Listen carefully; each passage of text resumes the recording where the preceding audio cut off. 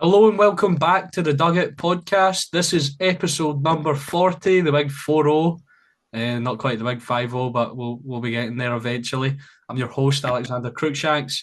I'm joined by Laurie Finlayson and Ethan Barlow to talk about, unfortunately, we're here to talk about Scotland. Laurie and Ethan, outside of Scotland, Laurie, how have you been? Yeah, I've been pretty good outside of following Scotland. I mean, I've got to say I was there on Sunday, so it was absolutely horrendous. But I'm good. Yeah, Ethan, what about yourself, apart from Scotland? Yeah, yeah, a decent weekend. The kind of pre-weekend started off well with a good win, and then shot down by the end of the week, and then back into the start of the new week. But yeah, same old Scotland, you could say. I was on the Thursday. I was actually out for my birthday, and I went to a mate's flat before we were going out, and we were watching the game, and we were going, "This is a good result. We will be able to take it back to Hampden." That didn't happen. So Scotland won 1-0 in Greece, which was a good result under the cosh of it in the second half. A few scary moments, potential penalty that was actually outside the box. Greece scored, but the ball went out of play. But they were threatening, and then the return leg was just disastrous, just dreadful. Scotland looked toothless, I think, going forward, and at the back, it was a shambles. It was like I don't know. It was as if Scotland were like the Titanic. They'd hit the iceberg, and all the water was coming in, leaking everywhere. That's one of the clumsiest analogies I think of all time. But Laurie, yeah, we'll mainly talk about the second leg. It was poor, wasn't it? Yeah, it was awful. You may call your analogy clumsy, but to an extent, Alex, it was pretty accurate. Even at 1-0 on the night on Sunday, you could tell we were on board the thinking ship almost. And That's better. and and I and I'm gonna say something very, unlike me. I mean, Steve Clarke, he was just happy to let the ship sink, it felt like in the stadium. It Oh, really did. Clark Like, criticism from the major Clarkologist, the head of the society, has yes, criticised Steve Clarke. There is a Kilmarnock podcast, albeit not the one that I'm on every week. There is a Kilmarnock podcast that actually has a little klaxon or a little buzzer for every time Steve Clarke or Sir Steve is mentioned. We should get a klaxon for every time I criticise Steve Clarke because then it's very rarely used. But tonight's maybe an exception to that. Steve Clarke did certainly let the ship sink a little bit, and he just stood there and watched it happen. Both he and indeed the team's performance was very passive, I think would be the word. And well, go from passive to passing, all the passing backwards was so irritating. Like, I mean, for a bit of context, I struck gold with where I've been sat at Hampden for this game and indeed the rest of the World Cup qualifying campaign. I Oh, we'll am get on to that. sis- I'm, I'm sitting right on the halfway line. So I have pretty much perfect view of it, which has its advantages, of course, but it has its disadvantages too. But it's one of the ones where you can see all the opportunities for Scotland to get the ball forward, and we were just so standoffish. It was unbelievable, and in a sense, that's what's cost us the game and ultimately cost us our place in League A. Yeah, I would just say, and especially in the second leg, just a massive underperformance. I would say. I think if you look at it, if we want to have any aspirations of going to a World Cup, we've got to be beating teams like Greece. I know they've been on a good run; they're a solid team. They obviously beat England at Wembley, but you look at the squads, you look at the quality that we've got in our midfield. Look at the quality that's been left on the bench in the midfield. We should be beating a team like Greece. 3-0 at home is an embarrassing scoreline. And it's one of the worst results, I think. I think it's probably the worst Scotland result since maybe the Ireland game away where we get beat 3-0. Um, I think just, just to interject there, I think you kind of mentioned it. briefly, but also no kind of disrespect to Greece. They deserved it. Yeah, no, of Scotland, course, of course, of Scotland course were they did. Scotland were poor. Yeah, no, Ethan, I wasn't saying you were. I was Yeah. just coming off because we're going to be talking a lot about how bad Scotland are. But if some way a Greek finds their way into this channel where we get approximately 30 views a video, um, you know, you guys deserved it. Deserved it on the day, and a well deserved promotion to the A League and of the Nations League. But yeah, Scotland were dreadful. Sorry for jumping in front of you, Ethan. No, no, not at all. Yeah, yeah. Got to give credit to Greece. They were very unlucky to lose at home. In all honesty, we played well in the first half. We got a penalty, which probably wasn't a penalty. McTominay steps up well and scores it, and then we get lucky to maybe escape with the lead. I think they had like 24 shots, but only one on target. So Craig Gordon didn't have much to do. We defended well, but the second leg they just carried that momentum into the game. We started probably the better of the sides again. We had a few sort of chances. John McGinn, one comes to mind, but it was from a sort of tight angle. Scott McTominay started the game really well, I thought, and then we just faded away. They got the two goals before half time. Two very sort of similar goals, very frustrating. The first one, it's the young lad Karetsas, the 17-year-old who was absolutely brilliant. And that's my first time watching him, and I'm sure it won't be the last because he's been targeted by some of Europe's biggest clubs by the sound of it. But Now the youngest, um, he's the youngest scorer in the Nations League. Um, just beating out Lamine Yamal. yeah, he has a lot of talent. You could see that in the first game when he came on at half time. You were like, why was this guy not starting? Because he was their best player in the first leg. The second leg, I would say let me get the guy's name. It's the attacking midfielder from PAOK who was playing in behind the striker. Costin Tilias, I thought he was brilliant, probably man of the match. But the two goals he scored, three goals he was involved in, I thought were too easy.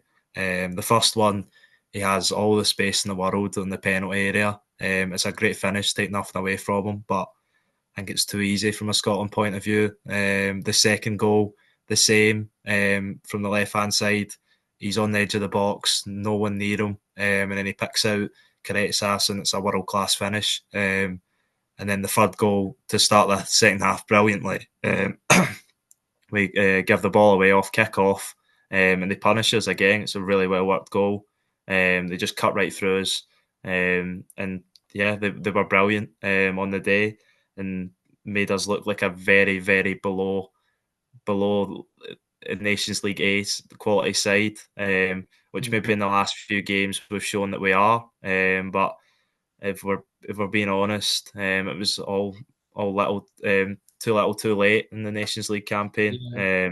and we get relegated, which we deserved. And now we've got an uphill battle in this World Cup qualifying because we play Greece again twice, and we also play Denmark, and we play Belarus, which we should be taking 6 points, but with the way this has all came crumbling down, you never know. Yeah, tough group there. Denmark, Greece, and Belarus. But you mentioned there, Ethan. I think we've shown that we maybe are the A League quality, but I think for Steve Clarke with a while now, we've been going up and down the same one step. We've been getting up over that hurdle, getting up that step, and then we've been crashing back down. And it's kind of been I don't know, like Ouroboros, the snake eating its own tail, I believe from Norse mythology. I bet you didn't think you'd be hearing about that this week, but it just feels like it's not. It's just The not North, working. the Norse mythology, Alex, goes back to something quite important. Actually, I don't think you meant this. Obviously, for the last wee while, pretty much ever since we qualified for Euro 2024, you know, our form has been patchy, to say the least. Yeah, we did okay for little bits of that Nations League campaign in the A. But since that game against Norway, which we all thought was going to be like a Euro 2024 qualification party, which again, like the other day, was a Sunday night. That was a game where we threw it away twice, at home to Norway because in a way we didn't care because we kind of were qualified with ease. But ever since then, we've just not quite been the same. Whether at times a degree of complacency kind of set in, or whether we've just not been at the races or fitness, form, whatever. So the whole thing about Norse mythology and snakes is kind of relevant and that is quite good. I'm not calling the Scottish team snakes here, but that's something of a good metaphor for Scotland's run of form over the last wee while. Well done, Alex. Yeah, I'd agree with that. I think Scotland just haven't been good enough since we qualified for the Euros. We started the campaign off absolutely brilliantly. Um, the game in Oslo, the game at Hampden against Spain, some memorable results. But after that, after we qualified, as Laurie said, we just kind of took the foot off the pedal, it seemed. We sort of crawled to the end of the qualifying campaign, took that form into the Euros where we were picked apart by a good Germany team, and we were good against Switzerland in spells. But the result against Ralston assisted Xherdan Shaqiri. yeah, the result against Hungary was and performance was terrible. The Nations League, the start of it, first half of it anyway, was terrible. Okay, we maybe tried and nearly rescued it at the end, but at the end of the day, we didn't. You need to be a consistent enough team, and we haven't been that. Yeah. And yeah, it's going to be difficult, and I think Steve Clarke and the players need to go and take a reflection on this. And I think Steve Clarke said that. But I think, as Laurie said, take a sabbatical where he doesn't come back for. Yeah, I think that I think that's definitely a fair point to be made. I think Steve Clarke on the second game, he done what he's been guilty of loads of times over his Scotland tenure, was that I think, as Laurie mentioned, he waited too long to sort of change it. Rather than he does this quite often, rather than seeing what's going to happen and change something to prevent it happening, he waits until it happens and then changes. Ultimately, when we're 3-0 down, it's that Kilmarnock DNA, you know what I mean? ultimately when we're 3-0 down, it's not going to make much of a difference. Sorry, I think some of Kilmarnock, these selections. is this back to Kilmarnock manager, Kilmarnock results and all that? Yeah, my shout, right, I'll just jump into this. I think we should get rid of him. And although that wee joke there might not bode well for my rogue shout to take over the job, because I know what you're going to say. I believe he himself has a bit of Kilmarnock DNA. Laurie, I was on the phone to Laurie earlier and he got it. Do you know what I'm going to say? I thought I knew what you were going to say, but I don't know if I know what you're going to say now. Go with your gut. Ethan is my advice. You go with your gut, right? What is he? Right, he's got Kilmarnock DNA. Yeah. Okay, well, is it? It's not McInnes, is it? No. Wait, it's not Barry Ferguson, is it? No. Wait, I mean, this person, would there be Barry Ferguson's teammate at some point? Maybe. No, I don't think so. He played. He did play for Rangers. Had a good career down south as well. He's currently out of a job, and I think he's the man to take Scotland forward. Stephen Naismith. Oh no! No, wait. I think with the players that we have and his brand of football, it would work so well. It would be he'd maybe find a way to integrate Shankland and get him playing well in our Scotland side. The last time Shankland's form was good, was really good, was under Stephen Naismith as well. He was also really bad under Stephen Naismith. Yeah, but he's been bad under Neil Critchley as well. So yeah, and I think we'd possibly stick with a similar formation, the 4-2-3-1. I think he'd utilise that better. The only thing is we're so stacked in the middle that Shankland probably wouldn't fit into that 10 position that he would in a Hearts side, because you can't leave out Scott McTominay, you can't leave out John. Well, you could. I mean, you're playing a sort of one of the in the best form of his career, Ryan Christie, out of position to accommodate Kenny McLean, then I'm sure you can put Did Kenny McTominay McLean somewhere. start? Yeah, he started both games. Unfortunately. I was not paying attention. What? Wait, Yeah, what teams Yep. did he put out? Oh my god! yeah, No, but this yeah. is the team. Everyone fully fit. I think I ran through this. I think Naismith would take Scotland forward. So in goals, who cares? Papadon or the old man or Liam Kelly or whoever. Right. Fully fit. Robertson, Suter, Hanley. Why are you laughing at me? No, I'm just laughing at this Naismith lineup. Robertson, I was laughing at Grant Ham's selection. Suter, Hanley, and or Jack Hendry.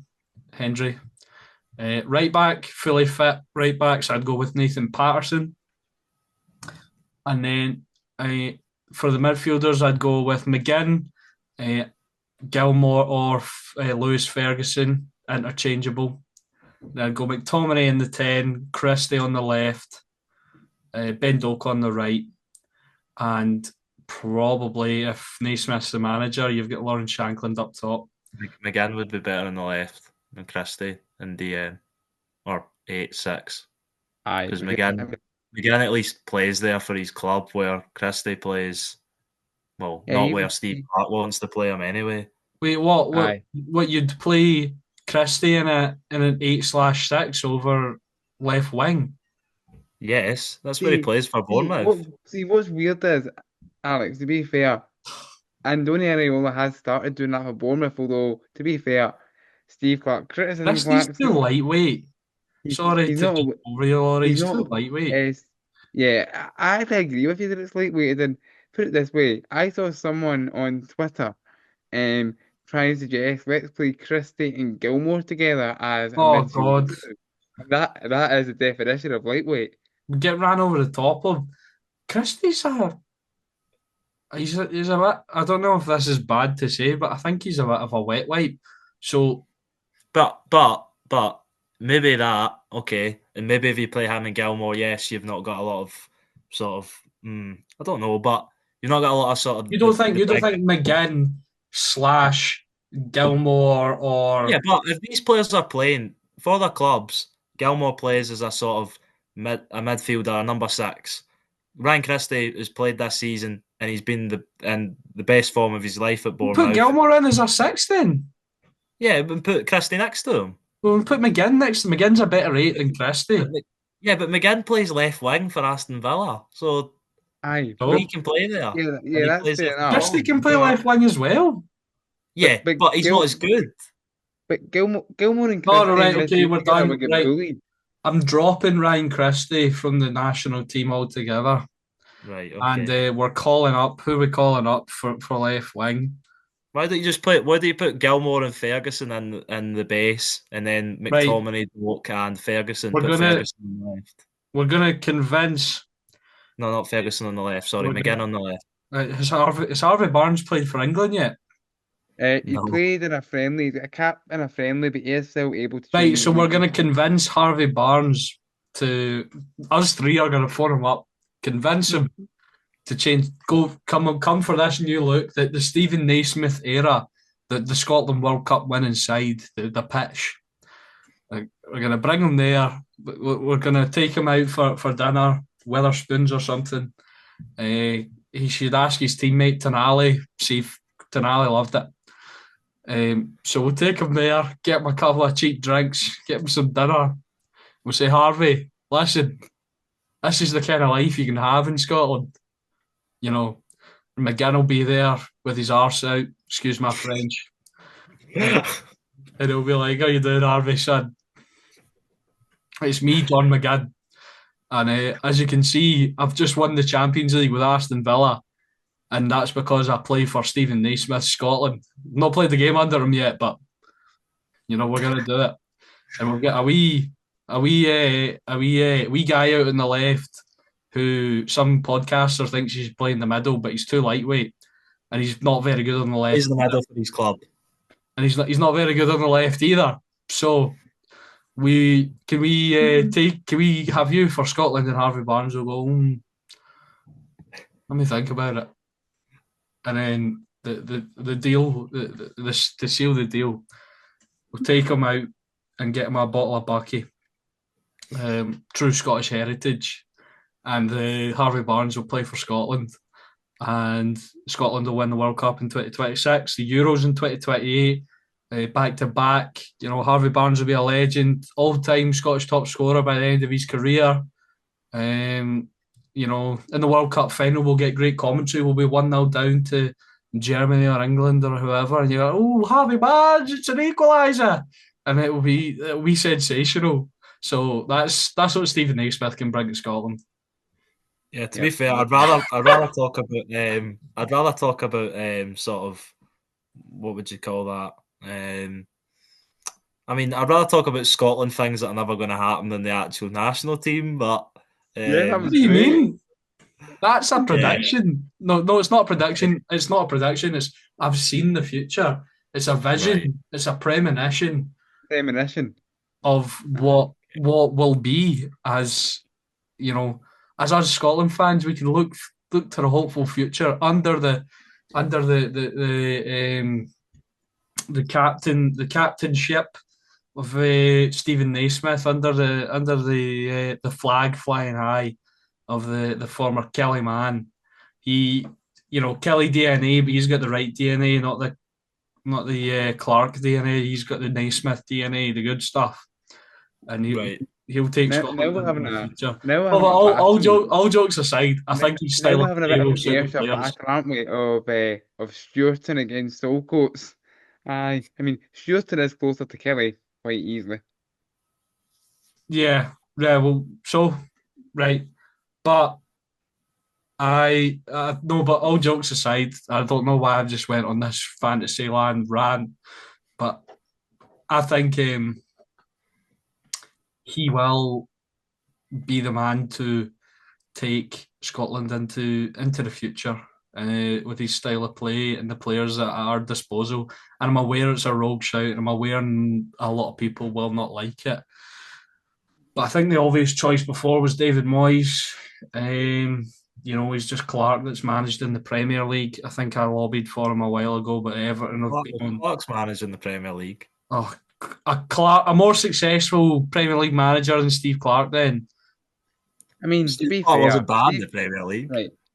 Steve David Clarke got Moyes won a West Brom. Conference League. Steve Clarke got West Brom to 8th. So That's a pretty big achievement. That Sean Dyche get Burnley 8th. Should we get Sean Dyche as the Scotland? Yeah, I'd take Sean Dyche over Steve Clarke right now. I mean, I know he's English, but I would take him as well. Yeah. I wouldn't take him. Right, you would take Stephen Naismith. I think there's 3 managers in the Scottish Premiership that I'd take Barry Ferguson. I'd take my David God. Gray, and I'd take Derek McInnes before I I took Steve. thought about David Gray, but I think it would. I wouldn't take McInnes anymore. My opinions have changed. I wouldn't take them, but I'd take them before. I'd take Stephen Naismith. So you wouldn't take Brendan Rodgers before you take Stephen Naismith? Oh, okay, but I'm talking about realistic here. None of them are realistic either. I think Barry Ferguson's realistic. Scotland manager, really? Yeah, if he does well. You've failed at Alloa, you've failed at Kelty, you've had a good couple of months at Rangers. We'll give you not right now. I'm talking if he goes to the end of the season, Barry Ferguson, and does and wins the Europa League. Right, not wins the Europa League, but if he does a solid job, I think he will win the Europa League. Just talk about that, right?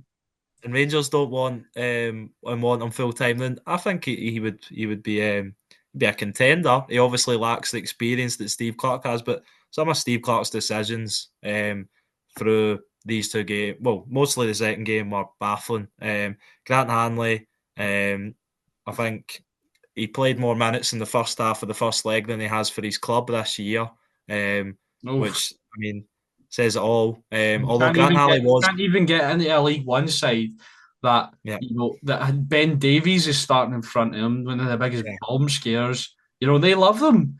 They love Ben Davies. They think he's class. they think Tomoki Iwata's class. They think Alex Cochrane's class.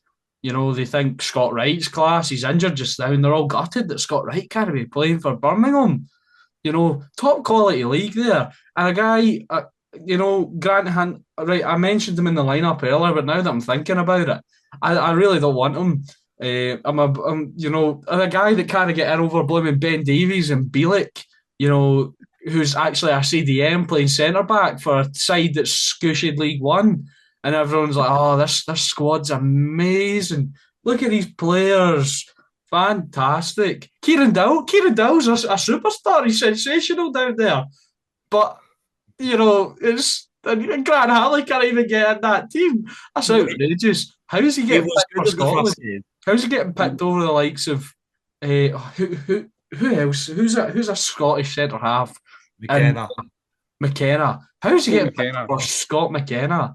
Nottingham Forest player, ex-Nottingham Forest player. Nottingham Forest in Spain now. But he plays every game. He plays every game in the La Liga compared to 42 minutes, I think it was, in League One. And okay, Grant, I'm not blaming the players that are being selected here. I'm blaming Steve Clarke because I'm blaming Grant. It's Grant Hanley's fault. He should retire. It's not his fault. He should retire. To be fair, he should retire from international football. He should retire from international football when he should have just left the ball against Poland. That was a disgrace. Laurie's still raging about that. Yep. No, so he was good in the first game, though. He was good in the first game. I'll give him that. But Grant Hanley should retire from international football. Steve Clarke should step down and bequeath the managerial suit. He'll be like, Stephen. Oh, sorry, that's a cube. Stephen, here you go, my son, my bald son. We are connected. Not gonna happen. Not gonna happen. Yeah, I don't know why I've just said that there. I've gone off the rails a little bit, I think, on this podcast. Yeah, you have. But I'll excuse you. But I think some of the decisions. Oh, sorry, Laurie. Yeah, well, excuse you for going off the rails, Alex. It's all therapeutic, isn't it? Yeah. I'm just, we're supposed to be journalists here and talking about Steve Clarke bequeathing to his bald son the Scotland suit. But no, Naismith, Ethan, I genuinely think Naismith will be. He will, if he gets appointed, he will be the first manager to take Scotland into a knockout stage. He's not going to be appointed, though. That's the point. Yeah, because they won't sack Steve Clarke because they love him. Okay, but hypothetically, if Steve Clarke was to be sacked, I don't think Naismith would even be. He's a genuine contender. I don't think it. Well, I wouldn't be sacking Steve Clarke to get in Naismith. What I would say though on the Naismith, whether he's a contender or not, the SFA quite like continuity, right? And obviously the obvious continuity candidate is Scott Gemmell, but I think his under 21 team got hammered off of Iceland. Gemmell. This is we record. You wish it was him. Yes. We've obviously got that, but in terms of for a continuity candidate, at first team level, Stephen Naismith is probably that guy though, because he was part of Steve Clarke's coaching setup. Until he got the Hearts management job, and he must be sick of being a pundit where you can't actually hear what he's got to say. Sorry, BBC Scotland. Yeah. Well, I think that you referring to the coverage there, Laurie. Indeed, it was, because I've watched that back now, and my goodness, I thought it was bad in the ground. But if you went at Hampden, jeez, yeah, it was poor. Indeed.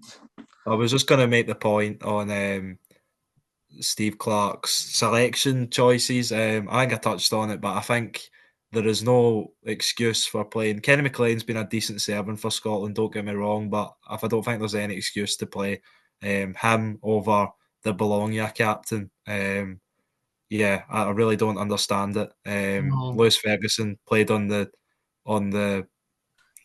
Another player that plays, at least he actually plays, but in a struggling Norwich side, kind of mid-table championship that are just not very good. And he's moved. Right, I know you're debating Ryan Christie on whether he has the sort of. You get a wee soft spot for him. I think he's always rubbish in a Scotland jersey. Okay, I would I would say that's a fair comment. I would say that he He's been doesn't very good always. for Bournemouth, but he's been rubbish for Scotland. So is But, Andy. but you cannot expect him to play at a capable level if he's being played not in his best position. That's silly. I didn't even know at 8 was his best position until this season. Yeah, but he's clearly his best position because he's excelled and he's been one of the best midfielders in the Premier League this season. Oh, right. I think that's taken it a step It's too. not. It's not. This season, he has been. I think I if can, you I can watch name the Premier 10 League enough, better Premier League midfielders than him right he now. has like he leads stats like recoveries, and he's high up in recoveries across the top 5 leagues and stuff like that. He's excelled under Areola at Bournemouth, and I Recoveries. think you cannot take him out of his best position to accommodate a Norwich City midfielder. I don't think that's going to get us And anywhere. you need to take him out to accommodate the Bologna captain Yeah, no, but Lewis Ferguson played out wide during the week, so for some he can reason. play. Yeah, but if you're going to have to play one of them out of position, but you cannot be playing them out of position to accommodate Kenny McLean. No, So see if you play Christie on the wing because you're playing Ferguson next to Gilmore. You know what? I'll hold my hands up and go. You know what? That's fair enough. I wouldn't But have either of them in there. Totally agree, Ethan. I totally agree on that. I mean, Kenny McLean, as you said, a good server for Scotland, but a great server for Steve Clarke in particular. Got himself up to fifth after the weekend, so I mean, congratulations and all that. But like, he's a boy, he's the best squad player. He's not smart. Especially when you have the likes of Ferguson at both. And I would say Lennon Miller, even ahead of him, in my opinion. yeah, Sorry, but Yeah, no, I would agree. I think Lennon Miller, he'll feel harsh done by that. He didn't get any minutes at all. pardon me. Yeah, what I said harsh done by, didn't I? Hard done Sorry, by. No, no, I missaid. But missaid. you know what I was going to say. What? Missaid. He's on a roll. Because I think he's been blessed by the fact that from now until the end of the season, he's got 2 friendlies at the end of the season, and then in September, I think the first game's away at Denmark, if I'm correct. yeah, Um, yeah. After they were defeated by Portugal in the Nations League. And they look like they might be without their captain and Celtic goalkeeper Kasper Schmeichel, because he looks to be sidelined for a while. But yeah, I don't have Really? much hope for it. Yeah, apparently he's out until September possibly. So yeah, That but I don't boy, have much. What is it? who's that boy who's going to be coming in? He's Finnish. He's only 28. Uh, Uh, no, man, so does Alan. yeah. We know the joke. Uh, But yeah, I don't know about yous, but I don't have much hope for the World Cup qualifying campaign. no, 6 or 7 No, points, I think. We should beat Belarus. We play each team twice, don't we? Yeah, yeah, but I hope home and away, aye. We should So beat Belarus twice, and I think if we get, we'll probably get a draw against. I think Denmark will beat us both. Greece is our best chance at a draw or a win, I think. But judging by that recently, I'm going to but by the say, time the qualifiers come around, James Wilson might be, Cristiano Ronaldo. Ben Doak might be Gareth Bale. Ryan Christie might be gone. You know, yeah, um, but Caretsas might be Lionel Messi, so you just don't know. seriously, yeah, We're but talking Ronaldo's better than Messi, so um, right. he will have the better player than James Wilson. Yeah, okay. Hopefully, I'm not too confident about that, but hopefully, I mean, you never know with Scotland. No one expected us to do what we done in the Euro qualifying, so I mean, Steve Clarke could flip it on its head, but I think we've been pretty poor for quite a while now. So it's going to take a major shift and sort of major shift within the squad. But I think the next 2 games, the friendlies at the end of the season, he needs to try out a lot of things. He needs to throw in the youngsters, see what they're made of. I know Although it's friendly he games, can but just play the bog standard old guys again, as if probably will. just aye. on you go, Kenny, on you go, Grant. Oh, Grant, you don't play for Norwich anymore. I might consider dropping you. No, I play in a worse team than Norwich. You're all right then. You're okay. So Uh, I Kenny, how's it been up in Norwich? Have you been linked to Rangers again recently? He's like, aye, that's every week, but I'll never go there. Why? Because I'm bad, boss. I don't know why you keep picking me, boss. I'm really bad. Lewis Ferguson it's not is their fault. It's not their fault. Lewis Ferguson is so far clear of me, and you plus you moved right. There's this guy Ethan Barlow. He's on me all the time. You moved Ryan Christie out of position for me. I can't take it anymore. You're all right, Ken. You're all right, boss. I'm done. I can't. No, it's okay. You go and man mark Pedri. It's all right.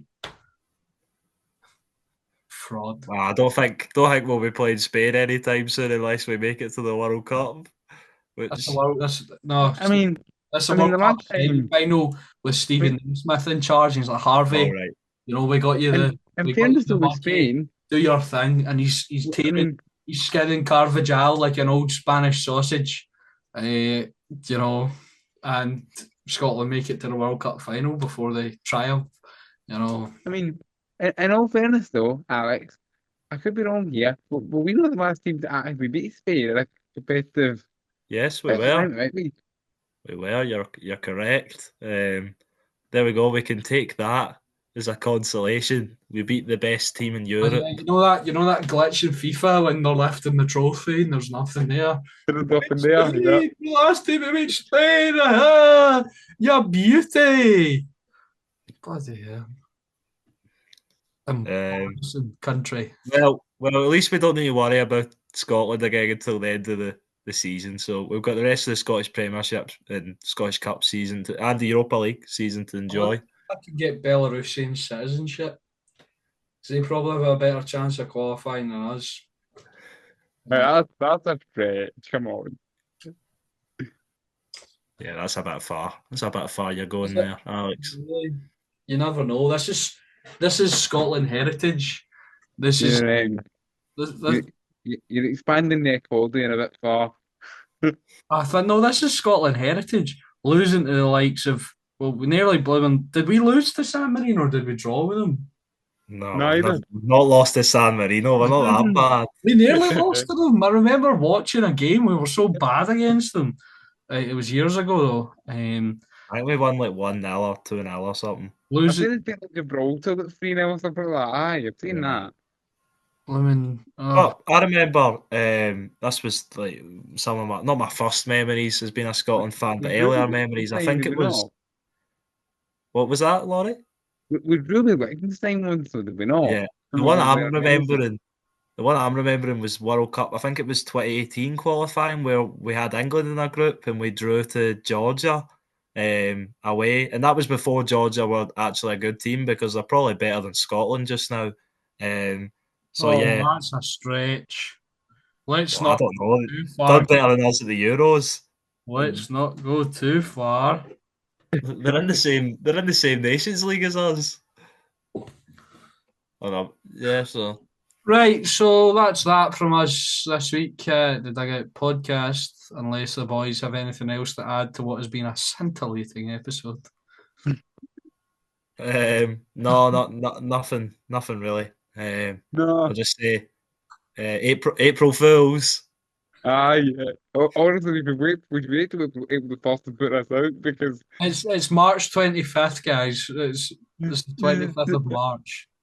So thank you to everyone for watching and listening this episode of the Dugout podcast.